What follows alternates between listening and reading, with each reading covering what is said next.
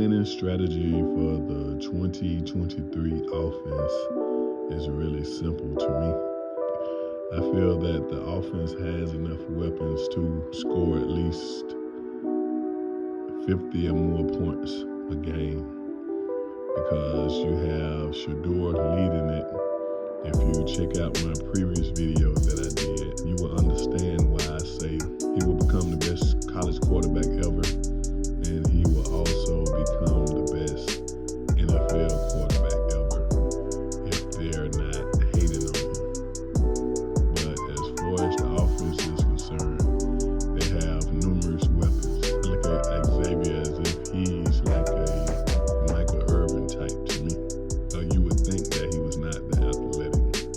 He was not as fast as some of the other receivers. But every time you looked around, he was making plays. And that is what Xavier reminded me of. He's not the fastest person on the team. He's not the tallest person on the team. He's not the highest jumper. But every time you turn around, he's making plays. I actually call him the playmaker. Then you have Jimmy. Jimmy reminds me of Deshaun Jackson. He does not weigh a lot, but if you get him that ball early, he has an opportunity to take it to the house. But he can also run the long routes too, 10 or more, 15 or more yards. I look at Omarion and I think of T.O., and that's why you always see T.O. talking to him. He reminds me of T.O., and anything that T.O. is telling him, he needs to listen because they are one and the same, and if you get that information that he is giving you early, man, you could become one of the best receivers ever in college and take that on into the pros.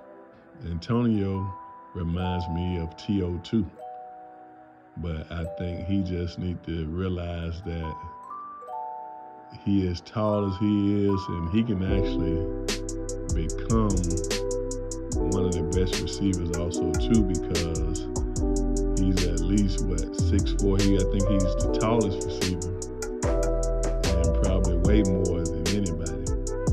So all you really have to do is just run out there, get to your position and post up as if you're playing basketball. And that's why I see T.O. talking to him a lot too, because he and Omarion, they like one and the same. Antonio probably is not as fast as Omarion, but as far as like the height and the weight, he's a target that all he has to do is just really turn around and post up, and he would make it difficult for any cornerback or safety that is trying to cover him. So I feel that he just needs to concentrate on running his routes, continue to get stronger, and it's really just study, man. Study your craft, continue working on your game, and you can become one of the best receivers ever.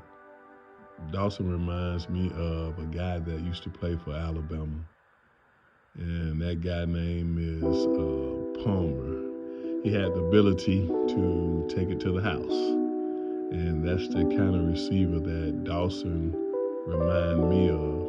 When we're talking about Jimmy, when we're talking about Dawson, when we're talking about Dylan, they need to throw passes to those guys so they can go ahead, and once they catch that ball, they have the abilities to make this quick decisions, and all they will have to do is the guys will have to block, and they will be able to score touchdowns easily. But they must get that ball before they get to the numbers. Another receiver that is really like a secret is Willie, one of the other receivers that transferred from Jackson State, because he is a decent receiver also. Willie has the ability to catch a pass and take it for a touchdown too. And you know you have Travis. Travis reminds me of myself.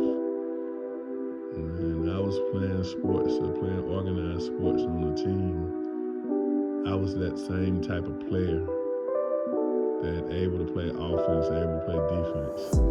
I was good in football, good in basketball,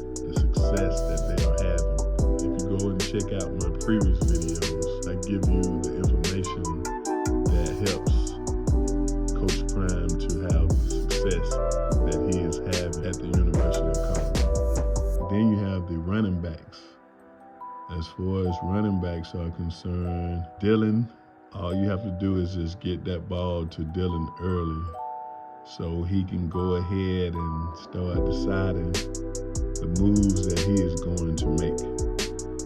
But anytime you're throwing the ball to him out of the backfield, you need to make sure you throw that ball to him before he get to the numbers. Also, the offensive coordinator need to also have some routes where he is splitting Dylan out as a receiver, so he will go against linebackers or strong safeties.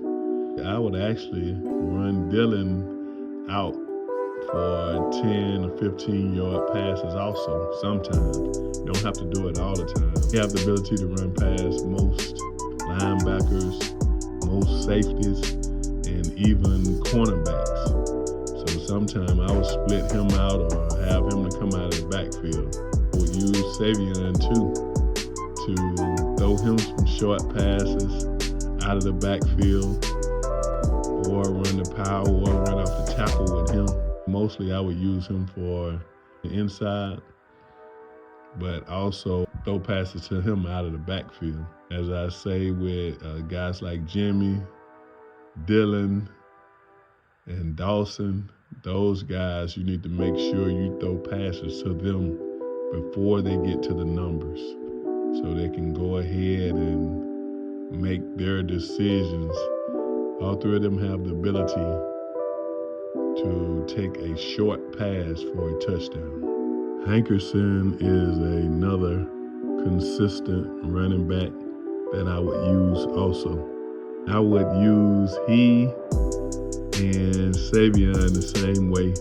I would run inside with those two guys. I also would throw passes out of the backfield to them and really get that ball to them early, because I trust both of those guys to be able to overpower any linebacker or cornerback that would attempt to tackle either of them. I feel that they will be able to make a move or either overpower any cornerback or any linebacker. When they're catching passes out of the backfield, you need to make sure those guys have that ball before they get to the numbers. Lewis, he needs to start calling plays where it's not taking a long time.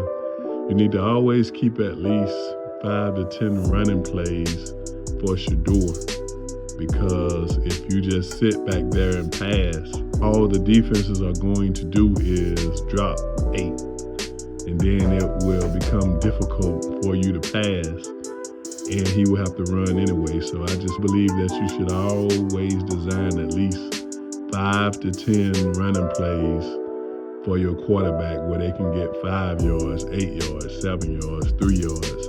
And usually every time a quarterback runs, he ends up getting at least 5 or more yards. As far as Shedeur, the running backs, the wide receivers, Colorado should be able to score at least 50 or more points.